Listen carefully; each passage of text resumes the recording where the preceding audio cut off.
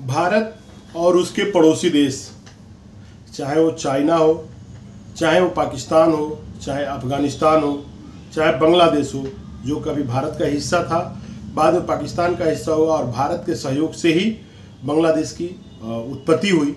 हम सारे लोग अपनी हिस्ट्री को जानते हैं कि 1947 से लेकर आज 2024 तक हमारा देश किन किन सुविधाओं से और किन किन असुविधाओं से, किन किन चुनौतियों से जूझते हुए आता जा रहा है। भारत जब से आज़ाद हुआ तब से अपने सबसे निकटतम पड़ोसी पाकिस्तान, जिसको लगभग सारी सुविधाएं भारत सरकार का, वर्तमान भारत सरकार जो उस वक्त थी, उनने पाकिस्तान को दिया, लेकिन उसके बदले में भारत को क्या मिला वो हम जानते हैं। हमको 3 युद्ध लड़ना पड़ा और अपनी किसी भी बात को बताने के लिए, मनवाने के लिए हमें यूएन तक जाना पड़ा है। आज तक हम भारत और पाकिस्तान से एक ऐसा मुद्दा है जो कश्मीर को लेके एक डिस्प्यूटेड एरिया है, जो पाकिस्तान अपने कब्जे में भी ले रखा है और उसमें जो हमारे पास बचा हुआ हिस्सा है उसमें आतंकवाद और भारत को अस्थिर करने के लिए सारी हथकंडे को अपना के उसका प्रयोग करते आई हुई है। ऐसा महसूस होता है कि पाकिस्तान चाहता ही नहीं है कि भारत स्थिर रहे, चाहे वह राजनीतिक स्तर हो, आर्थिक स्तर हो या आंतरिक जो उसकी सुरक्षा की बात है उस पर। हमें एक अच्छे पड़ोसी होने के नाते अपने पड़ोसियों का अच्छे से ख्याल रखना चाहिए और इसका भारत सरकार, जो भी सरकारें रही हैं आज 72-75 सालों में, उन्होंने बहुत ही अच्छे से ख्याल रखा। बात आई तब जब 2014 में सरकार बदली। सरकार बदलने के साथ साथ नीतियां बदली, विदेश नीति बदली, हमें अपने पड़ोसियों के साथ कैसा व्यवहार रखना है उसकी नीति बदली। हम जो नाइबर फर्स्ट वाली नीति थी उस पर भी बात करना चालू किए, उस पर भी हमने संशोधन चालू किया।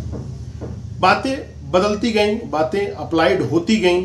उसका नतीजा ये हुआ कि आज हमारा सबसे निकटतम पड़ोसी, जो कश्मीर में चाह के भी किसी भी तरह की हरकत नहीं कर पा रहा है और कश्मीर में शांति हो गई, पूरी तरह से कश्मीर में शांति है। वही कश्मीर के लोग हैं जो भारत के तिरंगे को उठाने के लिए कंधा न होने की जो धमकी दिया करते थे, आज तिरंगा लेके घर घर घूम रहे हैं और राष्ट्रगान गा रहे हैं। स्कूलों में, ऑफिसों में, कॉलेजों में और जो भी सार्वजनिक जगह है वहाँ पे देश प्रेम दिख रहा है।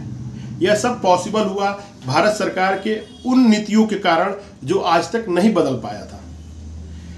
यह एक हमारा ऐसा पड़ोसी था जिसको हम चाह के भी नहीं बदल सकते हैं। हमारे भूतपूर्व प्रधानमंत्री स्वर्गीय श्री भारत रत्न अटल बिहारी वाजपेयी ने कहा था कि हम अपने पड़ोसियों को बदल नहीं सकते हैं, रिश्ते सुधार सकते हैं।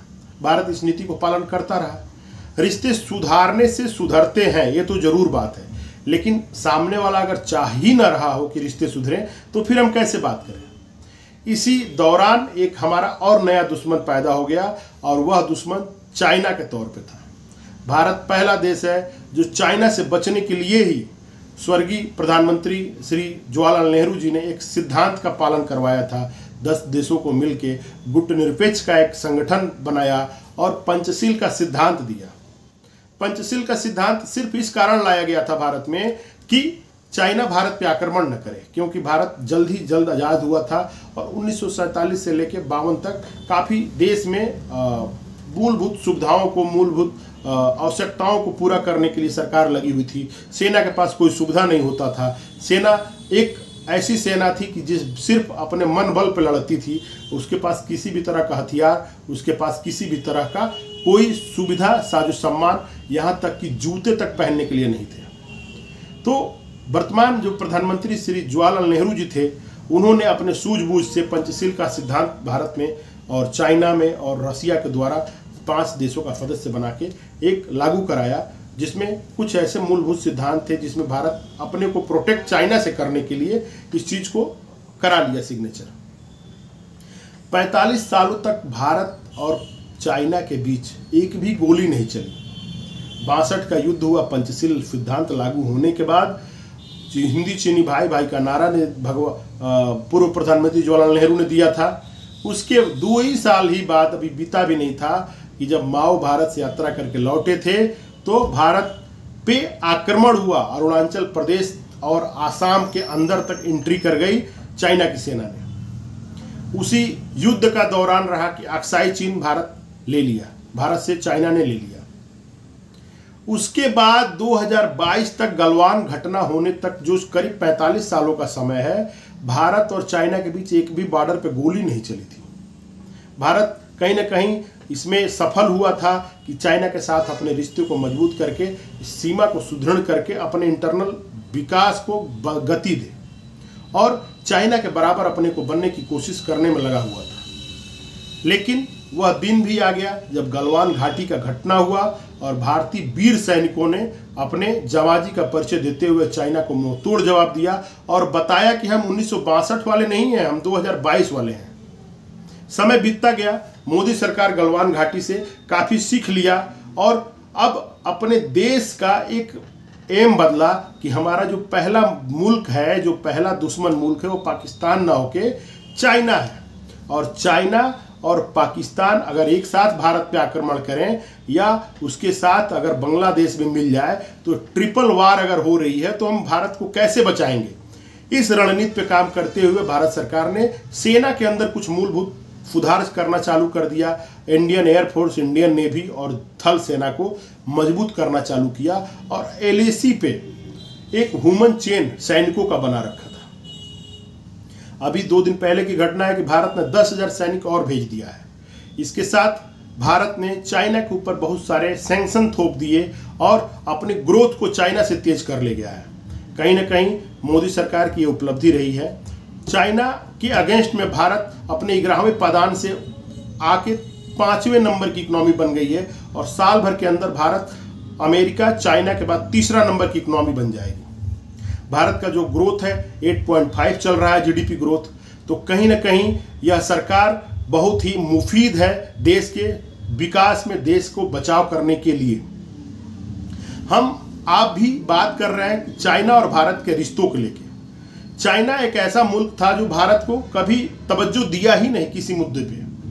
वीटो जो पावर चाइना के पास है वह भारत सरकार के द्वारा गिफ्ट दिया गया है। भारत सरकार में जो वर्तमान प्रधानमंत्री थे जवाहरलाल नेहरू जी, जब भारत को ऑफर हुआ वीटो, तो वीटो उन्होंने चाइना को दिया कि हम उतना पैसा उसमें अपना शेयर नहीं दे पाएंगे, हम उस पैसे को अपने विकास में लगाना चाह रहे हैं। और चाइना उस वीटो को पाके भारत के विरोध में ही हमेशा यूज किया है। रसिया के द्वारा प्रदत्त सपोर्ट के कारण ही भारत चाइना से आज तक बचते आया है। अब बात होती है कि क्या चाइना भारत पे आक्रमण करेगा या भारत चाइना पे आक्रमण करेगा। यह तो अब फ्यूचर की बात है, लेकिन चाइना अगर भारत पे आक्रमण करता तो भारत की पराजय सुनिश्चित थी। उसके पीछे कुछ कारण थे। हमारे जो LOC वाले इलाका है, जो मैकमोहन रेखा जो भारत और चाइना के बीच में बना था, जिसको चाइना अब मानता ही नहीं है, उसको लेके भारत सरकार ने अपने LOC वाले बॉर्डर के एरिया में काफ़ी सारे टनल्स, रोड और BRO के द्वारा काफ़ी सब मात्रा में जो बेसिक सुविधाएं हैं सैनिकों के लिए वह बना के रख दिया 2-3 सालों में। अब हमारी ट्रेन बॉर्डर तक जा सकती है, हमारे एरोप्लेन अब फाइटर जेट बॉर्डर के 20 किलोमीटर के दायरे में उतर सकते हैं, हमारे सैनिक घंटे भर में अब बॉर्डर एरिया में पहुंच सकते हैं। शिनजियांग प्रांत जो बॉर्डर जुड़ता है चाइना के तिब्बत वाला इलाका से, वहां से यानी कि सीपेक जहां पे गुजर रही है भारतीय ऑक्युपाइड, जो पाकिस्तान ऑक्युपाइड कश्मीर है, और आप अरुणाचल प्रदेश तक आ जाइए। ये बॉर्डर करीब 5000 किलोमीटर का है और इस बॉर्डर पे चाइना को मुंहतोड़ जवाब देने के लिए भारतीय सैनिकों ने कमर कस लिया है और सरकार ने सारे मूलभूत सुविधाएं प्रदान किए हैं। अभी 2-3 दिन पहले की खबर है कि भारत ने अग्नि 5 मिसाइल का परीक्षण कर दिया। यह एक ऐसी बैलिस्टिक मिसाइल है जिसके जद में पूरा पाकिस्तान और पूरा चाइना आ चुका है। ये अग्नि 5 मिसाइल का ताकत का ही देन था कि चाइना डर गया है। अब चाइना चाहता है कि भारत के साथ अपने रिश्ते समान किए जाएं। भारत अब अपने सैनिक ताकत के साथ साथ कूटनीतिक ताकत भी चाइना को दिखा रहा है और उसकी झलक अभी हम लोगों ने जापान में देखा है, जिसमें हमारे जो विदेश मंत्री हैं जयशंकर जी, उन्होंने कहा कि चाइना के साथ बॉर्डर पे तनाव और वैश्विक जो रिलेशन है, चाइना के साथ जो विदेश रिलेशन है, वो हम एक साथ नहीं रख सकते हैं। चाइना को यह स्पष्ट मैसेज था कि हम दोनों बॉर्डर पे वार और भारत के साथ संबंध अच्छा कभी नहीं रख सकते हैं। अगर हमें भारत के साथ संबंध रखना अच्छा है तो हमें उसके साथ अच्छे बॉर्डर पे रिलेशन भी रखने पड़ेंगे। भारत हर मुद्दाओं पे, हर मोर्चों पे चाइना को पछाड़ते जा रहा है। और वह दिन दूर नहीं जब भारत चाइना के आंखों में आंख डाल के बोलेगा यह इलाका मेरा है और तुम अक्साई चीन जो तुमने 1962 में हमसे लिया है उसको छोड़ के जाना ही पड़ेगा। और वह दिन हम लोग बहुत जल्द ही देखेंगे। इसी के साथ हम इंतजार करेंगे कि और क्या घटनाएं घट रही हैं LOC बॉर्डर पे, उसको लिए एक अलग से न्यूज बना के आपके सामने हम जरूर प्रेजेंट होंगे। अभी फिलहाल अग्नि 5 के कारण भारत और चाइना के रिश्ते में काफ़ी सुधार होना चालू हो गया है। हमारे रामायण में एक कहावत है, भय बिन प्रीत न होई। शांति के लिए भी शक्ति की जरूरत होती है और शक्ति को रखना शांति बनाए रखने का एक बहुत ही अचूक उपाय है।